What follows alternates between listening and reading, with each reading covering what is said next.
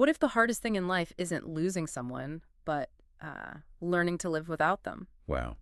Yeah, that is a heavy question to start us off because you wake up and, the coffee machine still brews, the morning traffic still hums outside your window, the sun comes up exactly like it did yesterday, Right. but internally, your entire architecture has just completely collapsed. And the world demands that you just keep walking through it, even though the gravity in your specific universe has fundamentally changed. Yeah, that silent, invisible collapse is exactly the territory we are mapping out today. I am your host, and welcome to today's deep dive. And I am your resident expert, ready to get into the heavy stuff today. We definitely are, because today we are taking a deep dive into a really fascinating stack of notes and excerpts surrounding this deeply emotional novel. It's called I Cannot Say Goodbye to You. Yeah, and in our overarching notes, this whole thematic exploration is also framed as the eternal echo, finding life after loss. Exactly. So, our mission today is to basically explore the actual anatomy of grief. The mechanics of heartbreak and that painful, grueling, but absolutely necessary journey of letting go, as portrayed in this text. It's just such a universally inevitable experience, isn't it? But what we are looking at in these sources isn't just a simple romantic tragedy. It is fundamentally a blueprint for psychological healing. Okay, let's unpack this. Because society, pop culture, our favorite movies, they all constantly treat love stories like these perfect, neatly packaged fairy Oh, tales. absolutely, the rom-com ending. Right. The narrative always seems to end at either the joyful freeze frame or like right at the dramatic climax of the breakup or the loss. The screen fades to black, the emotional soundtrack swells up, and the credits roll. Yeah, it's very clean. But the real heavy lifting, that grueling, messy sequel that absolutely no one wants to star in, that starts after the separation. It's that Tuesday morning after your world ended. It's the sheer endurance required to just, well, keep existing. And before we can even begin to analyze how a character or a person heals from that in the book, Hmm. we first have to establish the immense weight of the attachment itself. Right. Because you simply cannot understand the depth of the crater unless you understand the size and the velocity of the meteor that hit. That is a great way to put it. So, looking at the premise from the sources, it follows a character who loves someone just incredibly intensely, purely and unforgettably. But circumstances force them apart. Yeah. And there is this specific sentiment from the protagonist that really serves as the anchor for everything we are going to discuss today. They express this core feeling, quote, I cannot say goodbye because that person has become a part of my life. It's a profound enmeshment of identity. They aren't just a person you know, they are a piece of who you are. Exactly. And I was thinking about how to explain this level of deep attachment to you, the listener. And the best way to visualize it, I think, is like a load-bearing wall in a house. Oh, I like that. Right. Because when you move into a space, you don't just exist in it. You build your daily routines around the floor plan. You lean your bookshelves against the walls. You route your wiring through them. Like you hang your pictures on them. Exactly. And that specific wall isn't just drywall and paint. It actually holds up the ceiling. It supports the entire second floor of your life. Yeah. So you can't just surgically remove that person, that load-bearing wall, without the internal structure of your life catastrophically caving in. Suddenly, the doors don't close right, the floorboards warp, the roof sags. Right, and when that wall comes out, you don't just patch the plaster and move on. You have to learn how to navigate a room that has completely changed shape. It's a total renovation that you didn't ask for. Exactly.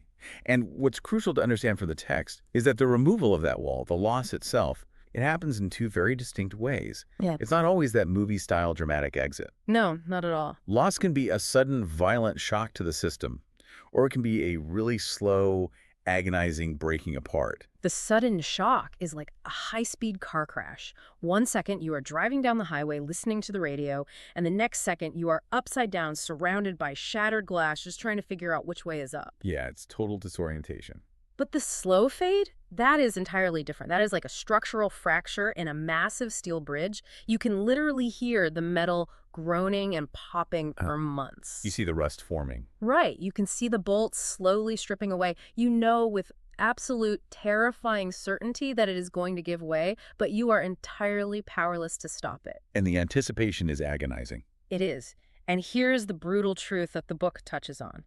Even with months of warning, when that bridge finally snaps, the free fall is still just as terrifying as the sudden crash. Because regardless of whether the loss is sudden or drawn out over time, The immediate aftermath creates this profound, echoing emptiness.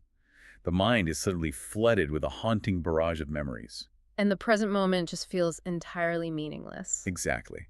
Because the structure that held their meaning has collapsed. So, once the wall is gone and the dust settles on the rubble, how does a human mind even begin to process the resulting wreckage?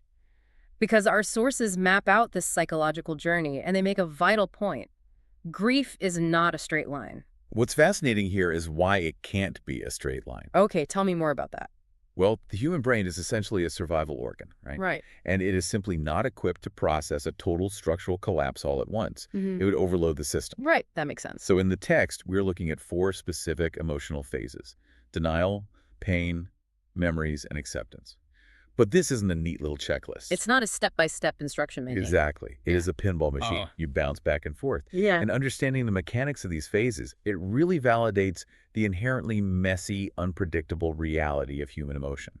So let's look at denial first. Yeah, because this isn't just someone stubbornly shaking their head saying, no, I refuse to believe it. It is a visceral, physiological response. It is the brain's shock absorber. Like an airbag deploying. Exactly. Mhm. It actively rations out reality, Yeah. allowing only as much truth in as your nervous system can handle on, say, any given Tuesday. It's the brain hitting the emergency override. It's a literal defense mechanism keeping you from neurologically short-circuiting. But, eventually that shock absorber wears out. Right. The airbag deflates. And that is when the numbness fades and the second phase, pain, really takes over. And the text describes this as an era of intense, crushing sadness. Because the reality is finally setting in. Yeah, it's the raw friction of the nervous system finally recognizing that the load-bearing wall is gone. Every single time you try to lean on it, every time you reach for your phone to text them. Or every time you turn around to share a joke about something you saw on TV. Exactly, you fall right through the empty space. Yeah. And the sheer volume of that accumulated reality crashes down all at once. Which naturally drives a person into the third phase, memories.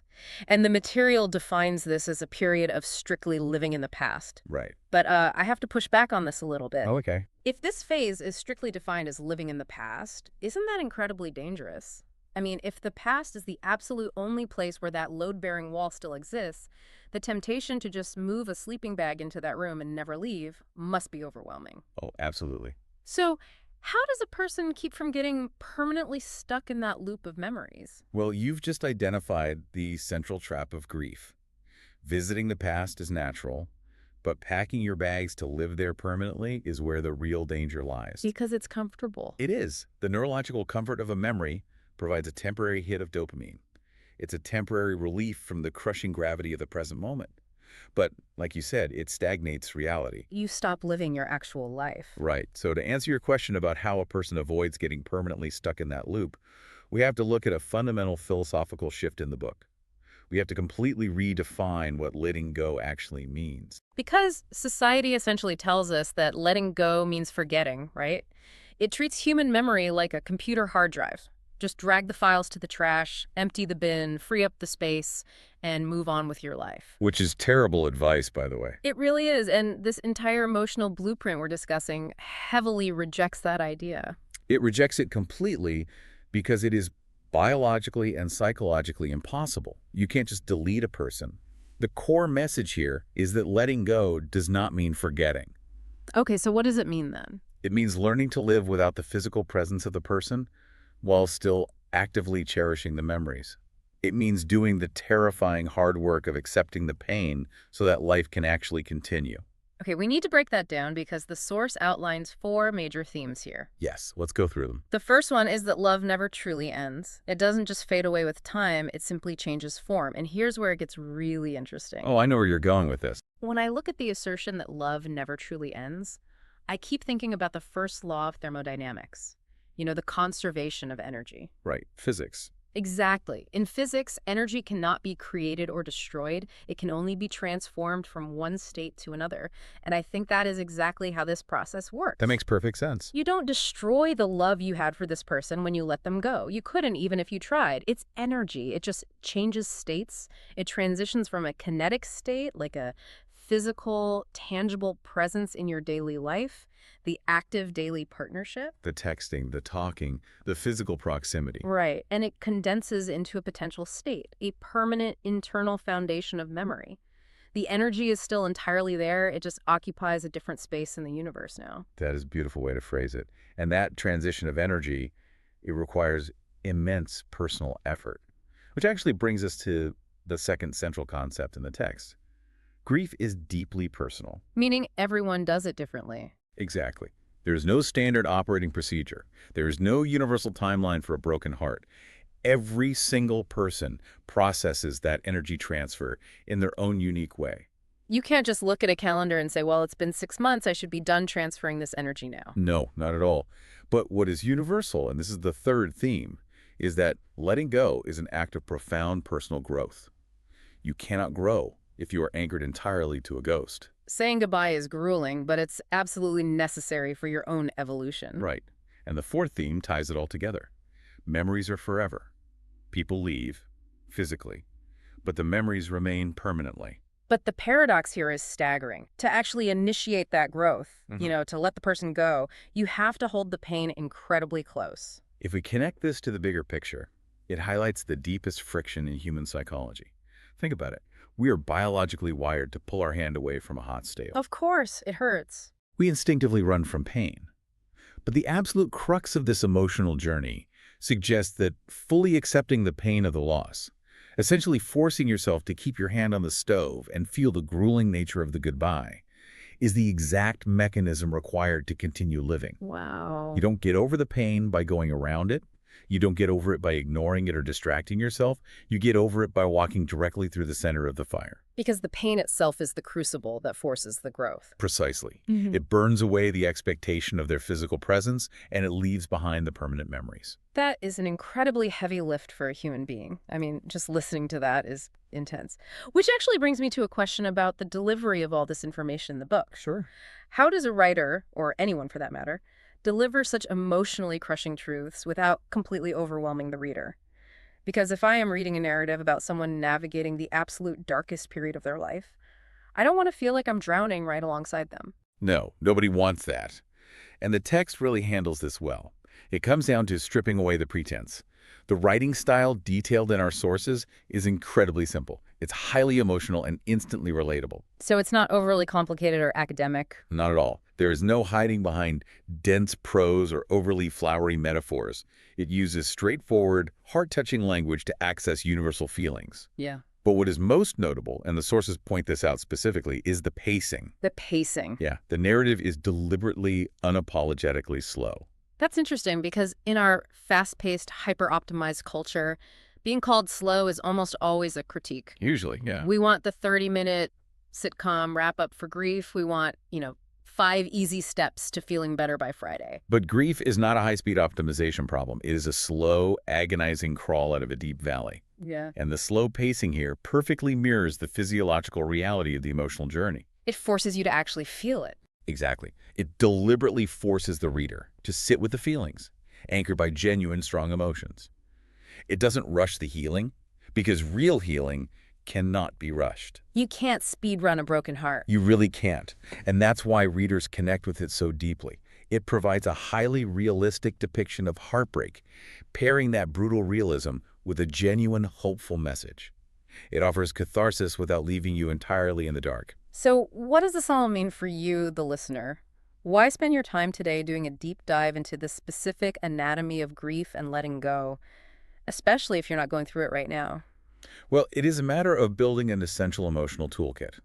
Fiction and narrative exploration like this, it serves as an empathy machine. An empathy machine. I love that. Yeah. Even if you, the listener, are not currently grieving a romantic loss or reeling from a sudden departure, understanding this mechanical blueprint is invaluable. First, it builds profound empathy for the people around you who are currently navigating this messy, nonlinear pinball machine of grief. It helps you understand exactly why your coworker has been acting differently since they moved cities.